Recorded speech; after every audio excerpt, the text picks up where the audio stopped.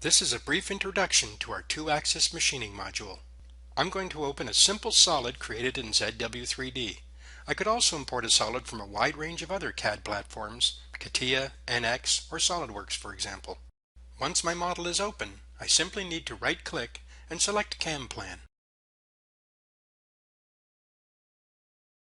Now that we're in the CAM interface, we have access to the CAM Manager tree and the Operations ribbon. At any time we can switch to the CAD environment and then back to the CAM plan. Now I want to add my stock. I'll be adding 0.1 inches in the positive and negative X and Y coordinates and in the positive Z coordinate. Once our stock has been added, we can hide it. Next we'll create the tool path for the top surface. Using the zigzag command, I'll add the operation defined as profile, select all the required geometry, create a tool, in this case a 5/8 diameter cutter with a 0 corner radius. Calculate the tool path. Then make one change in parameters to define the tool boundary as a 10% overhang. Recalculate, then double-click the tool path to hide it. Next we'll use the spiral command for the two large pockets. I'll add the operation defined by profile, select the required geometry, then using the same tool from the previous operation, we'll change the cut order to region first, define the top and the bottom of the pockets, generate the tool path, then double-click to hide it.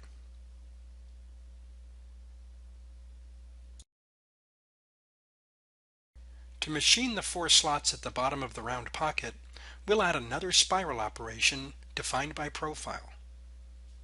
Select the geometry, then add a new tool.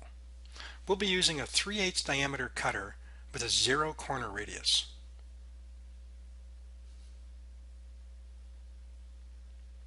To save some time, we'll skip calculating the tool path now because we still need to define the top and bottom surface of the feature. Now click Calculate, then we'll double-click to hide this toolpath. For the 2 long slots, we'll use a ramp cut. Just like the previous features, we'll add the operation defined by profile, select the geometry, and then we'll select our predefined 3/8 tool. Again, we'll skip the calculation step and go straight to defining the top and bottom surfaces of the slots.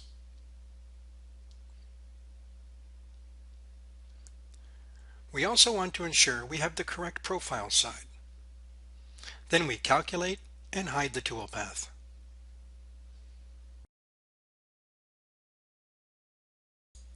Next we'll drill the 10 small holes. Right-click on Tactics in the Manager tree and insert a hole tactic. Double-click on Features, add the geometry, then right-click on the tactic and select Create Calculate Operations. For the final operation, we'll use another ramp cut to clean up the outside of the part. We can reuse our first profile and we'll select our predefined 3/8 tool. Then we select the top and bottom of the part and then calculate.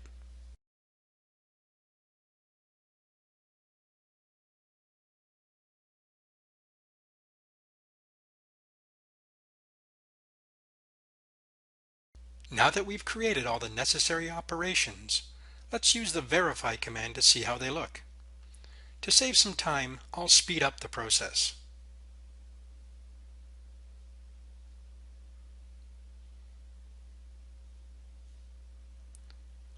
Once the final operation is complete, I'll exit the Verify interface to return to the solid model.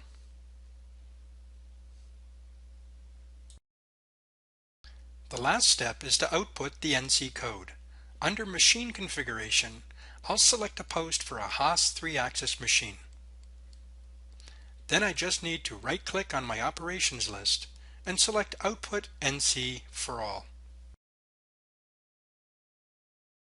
This has been a brief introduction to the two-axis machining module for ZW3D. Thank you for watching.